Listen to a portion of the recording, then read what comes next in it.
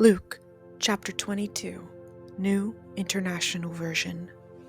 Now the festival of unleavened bread, called the Passover, was approaching, and the chief priests and the teachers of the law were looking for some way to get rid of Jesus, for they were afraid of the people. Then Satan entered Judas, called Iscariot, one of the 12. And Judas went to the chief priests and the officers of the temple guard and discussed with them how he might betray Jesus. They were delighted and agreed to give him money. He consented and watched for an opportunity to hand Jesus over to them when no crowd was present. Then came the day of unleavened bread, on which the Passover lamb had to be sacrificed. Jesus sent Peter and John, saying, "Go and make preparations for us to eat the Passover." "Where do you want us to prepare for it?" they asked.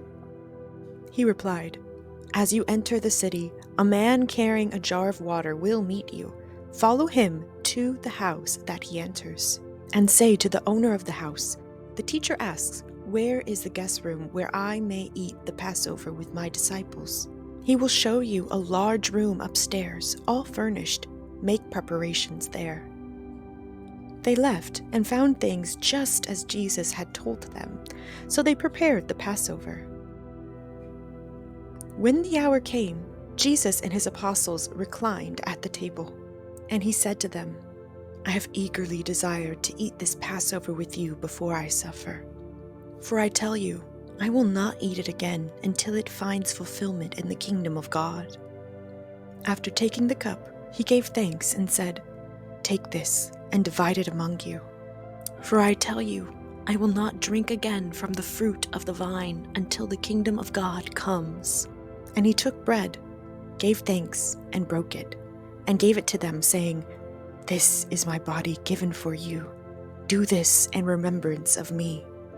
In the same way, after the supper, he took the cup, saying, "This cup is the new covenant in my blood, which is poured out for you.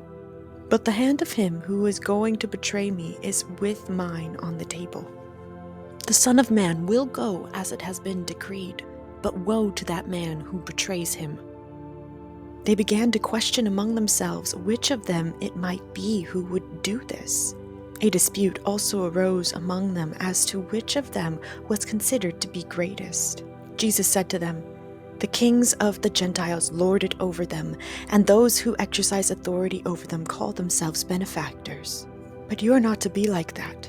Instead, the greatest among you should be like the youngest, and the one who rules like the one who serves. For who's greater, the one who is at the table or the one who serves? Is it not the one who is at the table? But I am among you as one who serves. You are those who have stood by me in my trials, and I confer on you a kingdom, just as my Father conferred one on me, so that you may eat and drink at my table in my kingdom and sit on thrones, judging the 12 tribes of Israel.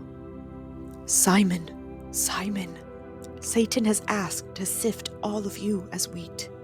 But I have prayed for you, Simon, that your faith may not fail, and when you have turned back, strengthen your brothers." But he replied, "Lord, I am ready to go with you to prison and to death."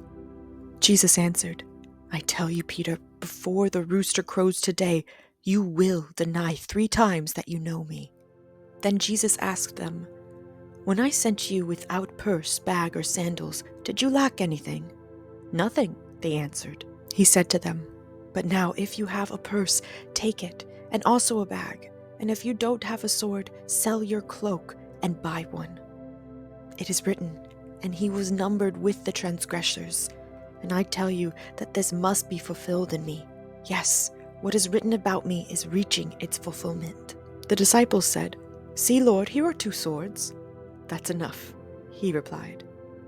Jesus went out as usual to the Mount of Olives, and his disciples followed him. On reaching the place, he said to them, "Pray that you will not fall into temptation." He withdrew about a stone's throw beyond them, knelt down, and prayed, "Father, if you are willing, take this cup from me. Yet not my will, but yours be done." An angel from heaven appeared to him and strengthened him. And being in anguish, he prayed more earnestly, and his sweat was like drops of blood falling to the ground. When he rose from prayer and went back to the disciples, he found them asleep, exhausted from sorrow. "Why are you sleeping?" he asked them. "Get up and pray so that you will not fall into temptation." While he was still speaking, a crowd came up, and the man who was called Judas, one of the 12, was leading them. He approached Jesus to kiss him, but Jesus asked him, "Judas, are you betraying the Son of Man with a kiss?" When Jesus' followers saw what was going to happen, they said, "Lord, should we strike with our swords?" And one of them struck the servant of the high priest, cutting off his right ear. But Jesus answered, "No more of this." And he touched the man's ear and healed him. Then Jesus said to the chief priests, the officers of the temple guard, and the elders who had come for him, "Am I leading a rebellion that you have come with swords and clubs? Every day I was with you in the temple courts, and you did not lay a hand on me. But this is your hour, when darkness reigns." Then seizing him, they led him away and took him into the house of the high priest. Peter followed at a distance, and when some there had kindled a fire in the middle of the courtyard and had sat down together, Peter sat down with them. A servant girl saw him seated there in the firelight. She looked closely at him and said, "This man was with him." But he denied it. "Woman, I don't know him," he said. A little later, someone else saw him and said, "You also are one of them." "Man, I am not," Peter replied. About an hour later, another asserted, "Certainly this fellow was with him, for he is a Galilean."